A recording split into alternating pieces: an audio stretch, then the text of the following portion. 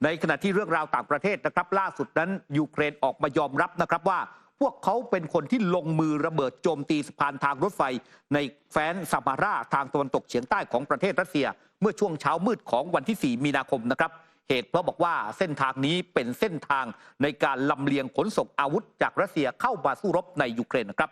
บหน่วยข่าวกรองของทหารยูเครนบอกว่าสะพานรถไฟข้ามแม่น้ำซาปาเยฟกาในแคว้นซามาราถูกระเบิดทำลายเมื่อช่วงเวลา 6 นาฬิกาของวันที่ 4 มีนาคมนะครับซึ่งสร้างความเสียหายอย่างหนักให้กับโครงสร้างรองรับทางรถไฟโดยรัสเซียใช้เส้นทางนี้ในการลำเลียงขนอาวุธยุทโธภัณฑ์จากโรงงานผลิตในเมืองซาปาเยฟและจากสภาพแวดล้อมที่เกิดความเสียหายนั้นทำให้รัสเซียอาจจะไม่สามารถใช้เส้นทางนี้ได้นานอีกหลายเดือนนะครับนอกจากนี้ผู้สื่อข่าวยังรายงานข่าวเพิ่มเติมว่าวัตถุระเบิดได้สร้างความเสียหายให้กับเสาต่อหม้อของสะพานรถไฟข้ามแม่น้ำซาปาเยฟกาขณะที่ทางการรถไฟรัสเซียเปิดเผยไม่มีผู้ได้รับบาดเจ็บหรือว่าเสียชีวิตจากการลอบโจมตีในครั้งนี้แต่ว่าการสัญจรบนเส้นทางรถไฟสายนี้ต้องถูกระงับชั่วคราวนี่นับเป็นเหตุระเบิดการโจมตีเครือข่ายรถไฟของรัสเซียครั้งล่าสุดที่ยูเครนชี้ว่ารัสเซียใช้ระบบขนส่งดังกล่าวในการขนส่งกำลังพลและอาวุธยุทโธปกรณ์ไปใช้ในการทำสงครามกับด้านยูเครนครับส่วนบริเวณไครเมียนะคะซึ่งเกิดเหตุระเบิดเกิดขึ้นอีกครั้งหนึ่งโดยทางการของรัสเซียมีการระบุว่าสามารถสกัดโดรนของยูเครนได้อย่างน้อย38 ลำและมีการสั่งปิดสะพานไครเมียหรือว่าสะพานเคิร์ชเป็นการชั่วคราวนะคะความเคลื่อนไหวนี้เกิดขึ้นหลังจากที่ผู้นำของยูเครนได้มีการร้องขอให้ชาติตะวันตกในเรื่องของการส่งระบบป้องกันทางอากาศส่งมาให้กับทางด้านของยูเครนแล้วก็หลังจากที่ผ่านมาเนี่ยเมื่อประมาณสัก8 สัปดาห์ที่ผ่านมาเนี่ยก็มีเหตุการณ์ที่เกิดขึ้นคือรัสเซียได้มีการยิงขีปนาวุธปืนใหญ่แล้วก็มีโดรนโจมตีในเมืองโอเดสซาทำให้มีพลเรือนชาวยูเครนนั้นเสียชีวิต8 รายด้วยกันค่ะครับในขณะที่ทางด้านนายกรัฐมนตรีเดนิชไมฮาวของยูเครนนะครับได้กล่าวในงานแถลงข่าวสรุปประจำปีเกี่ยวกับผลงาน4 ปีของรัฐบาลนะครับโดยทางด้านเดนิชไมฮาวนั้นบอกว่าตอนนี้เนี่ยยูเครนกำลังดำเนินการเพื่อเปลี่ยนแปลงรูปแบบของรัฐบาลโดยเฉพาะอย่างยิ่งจะมีการลดจำนวนกระทรวงลงต้องการลดจำนวนกระทรวงลงให้เหลือ1 ใน 3และจะมีการลดจำนวนข้าราชการโดยกระทรวงต่างๆนั้นควรมีผู้เชี่ยวชาญในจำนวนที่ไม่มากนักเพื่อมาเป็นผู้กำหนดนโยบายของรัฐทั้งนี้รัฐบาลนั้นต้องการสร้างศูนย์ราชการที่เข้มแข็งและหวังจะเปิดให้ใช้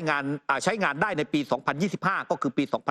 2568 ซึ่งบอกว่าศูนย์ราชการนี้จะเน้นไปที่สนับสนุนหน้าที่เสริมด้านต่างๆให้กับกระทรวงรวมถึงด้านการบริหารด้วย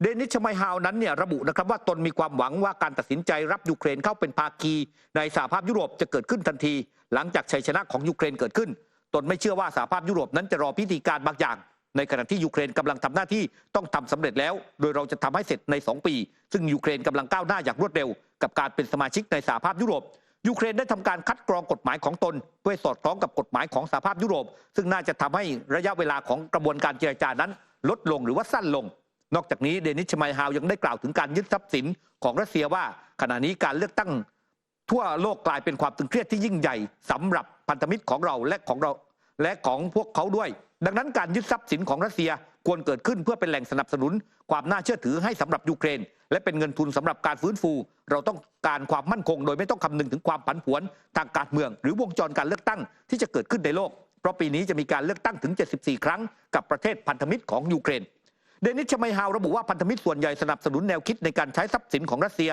ยเพื่อสร้างยูเครนขึ้นมาใหม่และก็บอกว่าการที่เราสนใจจะนำทรัพย์สินรัสเซียด้วยเหตุผล2 ประการก็คือ1ประเทศกำลังต้องการและ2เพื่อเป็นการลงโทษศัตรูสำหรับความผิดฐานรุกรานซึ่งจะต้องชดใช้เพื่อฟื้นฟูประเทศของยูเครนตอนนี้เรากำลังดำเนินการจัดตั้งกลุ่มริบทรัพย์สินระหว่างประเทศขึ้นโดยกำลังดำเนินการในเบลเยียมเพราะเป็นประเทศที่มีทรัพย์สินรัสเซียมากที่สุดจะยึดได้มากถึง200,000 ล้านดอลลาร์สหรัฐนะฮะคือเดนิชไมฮาวนั้นก็บอกนะครับว่าปีนี้จะมีการเลือกตั้งเนี่ยจำนวนมากนะครับหลายประเทศที่เป็นพันธมิตรของยูเครนพวกเขาก็หวั่นเกรงหวั่นวิตกว่าถ้าเปลี่ยนขั้วทางการเมืองนะจากที่เคยเป็นมิตรอยู่แล้วไม่เป็นมิตรเนี่ยพวกเขาจะไม่ได้รับการสนับสนุนดังนั้นสิ่งสำคัญคือต้องการยึดเงินของรัสเซียเนี่ยมาใช้จ่ายในประเทศตัวเองเพื่อรับประกันด้านเงินทุนและก็ความมั่นคงครับ ถ้าเกิดว่าย้อนกลับไปนับตั้งแต่ที่รัสเซียได้มีการเปิดปฏิบัติการทางทหารในยูเครนนะคะเรื่องของตัวเลขการสูญเสียหรือแม้กระทั่งเนี่ยไม่ว่าจะเป็นทางฝั่งของรัสเซียยูเครนเองเราไม่ค่อยได้เห็นการเปิดเผยอย่างแท้จริงของรัสเซียกับยูเครนมักจะเห็นความเคลื่อนไหวเนี่ยจากทางด้านของชาติตะวันตกอย่างล่าสุดนี้กระทรวงกลาโหมของอังกฤษก็มีการเปิดเผยออกมาว่าทหารของรัสเซียในช่วงที่มีการปฏิบัติการ2 ปีที่ผ่านมาถ้าไปดูจำนวนที่เสียชีวิตหรือว่าได้รับบาดเจ็บนั้นอยู่ที่ประมาณ335,000 นายหรือแม้กระทั่งล่าสุดนี้เนี่ยนะคะก็มีการประเมินว่ากองกำลังของรัสเซียเนี่ยสูญเสียทหารที่ทั้งเสียชีวิตแล้วก็บาดเจ็บถ้าเฉลี่ยเนี่ยวันละ983นายตลอดช่วงเดือนกุมภาพันธ์ที่ผ่านมาถือว่าเป็นตัวเลขที่มีการสูญเสียมากที่สุดนับตั้งแต่เปิดปฏิบัติการรัสเซียในยูเครนนอกจากนี้ยังบอกด้วยนะคะว่าสาเหตุที่รัสเซียเนี่ยสูญเสียทหารเพิ่มขึ้นเพราะว่าใช้วิธีการทุ่มเทกำลังทหารเป็นจำนวนมากในการตอบโต้หรือว่าโจมตีไปที่ยูเครนอย่างเดือนกุมภาพันธ์ที่ผ่านมาเนี่ยรัสเซียก็สามารถยึดเมืองอัฟริกาทางตอนเหนือของโดเนสได้สำเร็จหลังจากที่ปิดล้อมมาหลายเดือนข้อสังเกตของกระทรวงกลาโหมของอังกฤษเนี่ยสอดคล้องกับมุมมองของนักวิเคราะห์ซึ่งหลายคนเขาก็มองว่าวันนี้รัสเซียเนี่ยอาศัยความได้เปรียบเชิงปริมาณในการโจมตีฐานที่มั่นของฝ่ายยูเครนเหมือนกับที่ทหารของยูเครนนายหนึ่งเนี่ยมีการกล่าวอ้างว่าในแต่ละวันหน่วยรบของยูเครนเนี่ยสามารถที่จะสังหารฝ่ายของรัสเซียได้ 40-70 นายด้วยกันแล้วก็สอดคล้องกันกับการที่ผู้นำของยูเครนนะคะอย่างโวโลดิเมียร์เซเลนสกี้มีการร้องขอว่าณวันนี้การกระทำต่างๆที่เกิดขึ้นของรัสเซียสิ่งสำคัญไม่ว่าจะเป็นการโจมตีไปที่เมืองโอเดสซา